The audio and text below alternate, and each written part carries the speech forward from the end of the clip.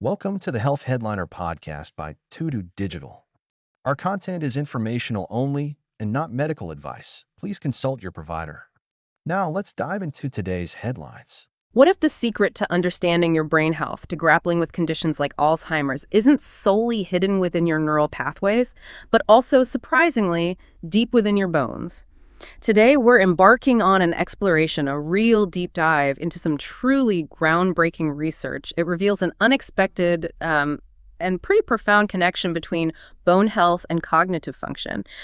Our insights today are pulled directly from a recent health news article and also a very detailed scientific paper, both published August 5th, 2025, from a brilliant team at the Johns Hopkins University School of Medicine. Yeah, and our mission here really is to unravel what these novel findings truly reveal about how our bones might influence our brain, especially, as we navigate the complexities of aging. You'll gain, hopefully, a clear understanding of why this study was undertaken, its kind of astonishing discoveries, and what these insights could mean for future treatments, maybe even for your own health.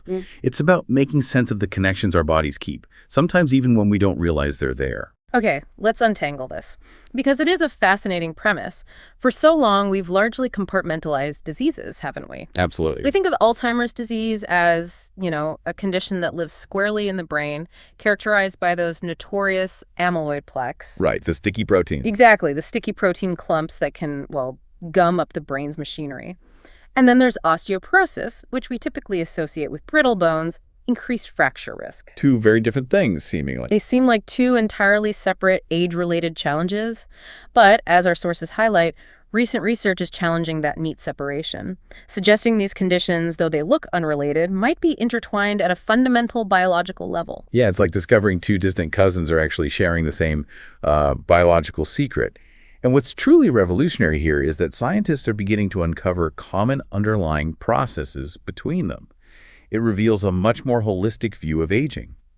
For a long time, we've known that amyloid protein, the same kind that forms those destructive plaques in the brain in Alzheimer's, can build up in other organs. Like the heart or kidneys, I've read about that. Exactly. But its presence, and more importantly, its role in bone or bone marrow, that's remained largely a mystery. So this really raises a crucial question.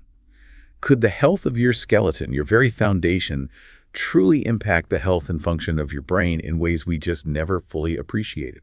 It's a connection that really prompts us to rethink the body as, a single interconnected system, doesn't it? So, with that intriguing mystery hanging in the air, this idea that what happens in your bones might echo in your brain, this recent study set out to specifically investigate something. Were those small, sticky protein fragments, amyloid beta protein? Yes, the very same ones linked to Alzheimer's in the brain. Do they also accumulate in the bone marrow? That was the core question. And if they do, what then? How might they actually contribute to age-related bone loss, something you said we knew almost nothing about? Right. It's like a scientific detective story. Yeah. Asking, is this villainous protein lurking in more places than we thought, and is it causing trouble there too? That's exactly what they aim to find out. And to tackle this, the research team employed a pretty rigorous methodology using aging mice. Both male and female? Both male and female, ranging from quite young, 4 months, up to 24 months old, which, for a mouse is quite elderly. They kept them under very controlled conditions, consistent food, water, light-dark cycles, the whole setup to ensure consistency. Standard procedure, but important. It's crucial. And a pivotal part of their method involved seeing what happened when they introduced a specific compound. It's called CPHPC, also known as Miridesap. CPHPC. Okay. They put it into the drinking water of 18-month-old mice for 6 weeks. Now, this compound, CPHPC, it wasn't new exactly. It was originally developed to treat amyloidosis. Ah, the disease with widespread amyloid buildup. Exactly. So it was already known to target amyloid protein. They then meticulously compared these mice to control groups that just got plain water. So they could isolate the effect. Precisely, allowing them to gauge the effects of CPHPC specifically on age-related bone loss. A very systematic approach. Okay, so they set it up carefully. Then here's where the investigation truly took an unexpected turn you mentioned, revealing its surprise. A big one. Using incredibly high-resolution imaging, looking right at the thigh and shin bones of these mice, the researchers discovered something quite remarkable. What was it? Amyloid fibrils forming distinct, almost halo-like structures, tightly surrounding certain specialized fat cells deep within the bone marrow. Halos around fat cells. in the bone marrow. Yeah, these specific fat cells, they're called bone marrow adipocytes. It's like finding a completely new, unexpected target for this infamous protein. Wow.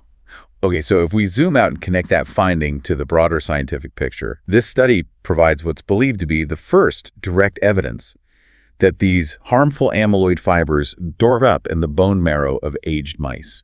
Not just aged mice, though. No, and importantly, also in mice genetically engineered to develop a form of Alzheimer's disease. But what's truly significant is what they found to be triggering this buildup. Right, the why. They discovered it's the bone marrow adipocytes themselves, those aging fat cells we just mentioned, that are releasing another protein. It's called serum amyloid P component, or Pintraxin 2. Serum amyloid P component. Okay, got it. Think of this protein as a kind of molecular glue. It plays a major role in stabilizing and promoting the formation of these amyloid deposits in the marrow. So the fat cells make the glue that helps the amyloid stick around. You got it. And while these aren't the exact same dense plaques you find in the brain, they are still highly problematic down there in the bone. This serum amyloid P component-driven amyloid clumping then does two bad things. It impairs the cells that build new bone. The osteoblasts. Right, the builders. And simultaneously, it activates the cells that resorb or break down bone. The osteoclasts. The demolishers. So you're hitting bone health from both sides. The net result, significant bone loss. And it wasn't just finding the amyloid there. They actually confirmed the source and the mechanism, didn't they? They did. Previous mouse models had kind of hinted at this connection. They showed that if you could somehow remove these aging bone marrow adipocytes, or crucially, block that serum amyloid P component protein they release. The glue. Block the glue, yeah. It's significantly reduced the amyloid buildup and actually helped restore bone health. This new study really solidified that understanding. It provided compelling evidence for this whole detrimental pathway. Okay, so now they understand the problem better: aging fat cells, making glue, helping amyloid stick, messing up bone remodeling. A clearer picture, yes. So naturally, the research took that massive next step, testing the compound we mentioned earlier, that CPHPC or Miridesap. Time to see if blocking it works. And the results were, as you hinted, incredibly promising, almost jaw-dropping. Quite remarkable, yes. The study conclusively showed that CPHPC successfully depleted that problematic molecular glue, the serum amyloid P component protein. It got rid of the glue. It got rid of most of the glue. And remarkably, it reversed bone deterioration in the older mice. Reversed it, not just stopped it. Reversed it. Yeah. This isn't just an interesting scientific finding. It's potentially a real game changer. Absolutely. This discovery presents a profound opportunity for entirely new treatments, especially for age-related osteoporosis. It suggests a really promising therapeutic strategy.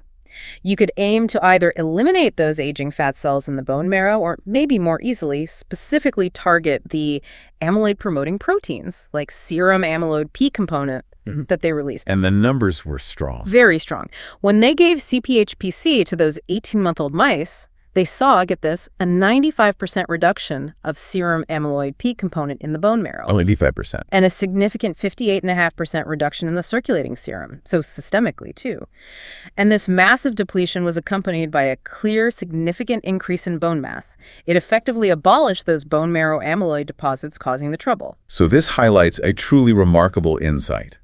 Protecting bone health might also offer an unexpected, maybe even potent pathway to protect brain function.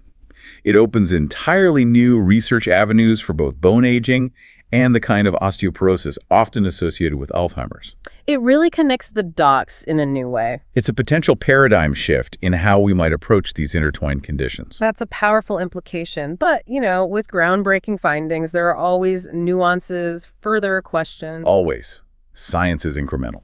While these results are incredibly exciting, it's important to consider some specifics. For instance, the researchers noted that other fat cells, like the visceral fat around your organs, right, belly fat and such, those also show signs of aging, but they did not secrete the serum amyloid P component or form amyloid deposits like the bone marrow ones did. That's a key distinction. It strongly suggests that this amyloid deposition around bone marrow adipocytes might be a unique feature, something specific to the age-related changes happening within the bone marrow microenvironment.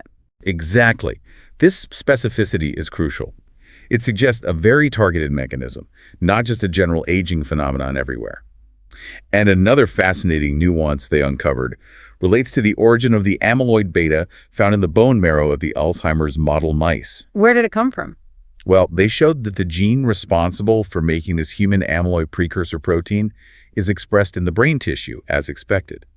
But it was not expressed in the flushed bone marrow cells themselves. So the marrow cells weren't making it locally. Doesn't look like it, which raises truly intriguing possibilities.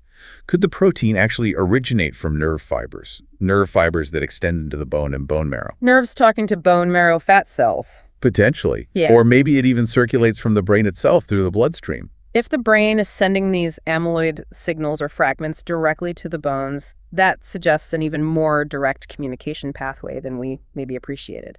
It does. It could mean a problem starting in the brain might directly impact bone health, and maybe vice versa. It could even, down the line, open up new diagnostic tools.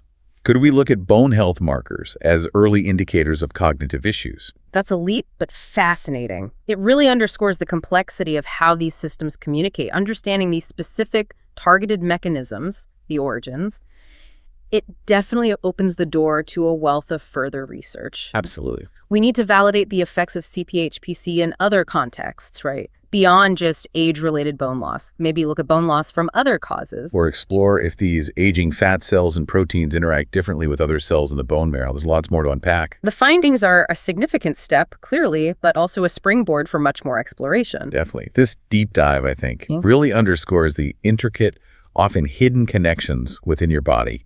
The idea that a targeted intervention in your bone marrow, something seemingly unrelated to your brain, could influence both bone density and potentially even dementia risk. That's a profound realization. It really is. It just reminds us that seemingly disparate health conditions may, at their core, share common molecular roots and maybe offer interconnected avenues for treatment. So the next time you think about your bone health, maybe after a walk or lifting some weights, consider this. What if the strength and integrity of your skeleton aren't just about standing tall and preventing fractures? What if they're also actively supporting the very foundation of your cognitive well-being? Wonderful thought. What new surprising connections might science uncover next that challenge our understanding of how our bodies truly work, urging us to look beyond the obvious? Thank you for joining us on this deep dive into the fascinating world of scientific discovery. Until next time, stay curious, stay informed. Thanks for tuning in to the Health Headliner podcast by To Digital. Like and subscribe for more health news and breakthroughs. Stay healthy and informed. See you next time.